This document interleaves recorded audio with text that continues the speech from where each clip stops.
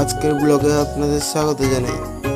ঘুম থেকে উঠে পড়েছি, ফ্রেশ হয়ে দোকানে চলে এলাম, ভিডিও বানাচ্ছি। এখন সন্ধে হয়ে গেছে। সন্ধেবেলা স্টিল কারখানায় এসেছিলাম, আলনা তৈরি হচ্ছে দেখলাম।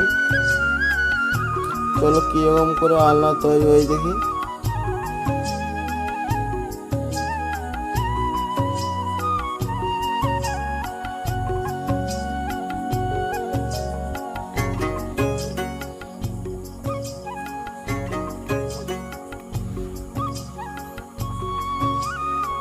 দোকানে চলে এসেছি, সন্ধ্যা বাড়ি যাব।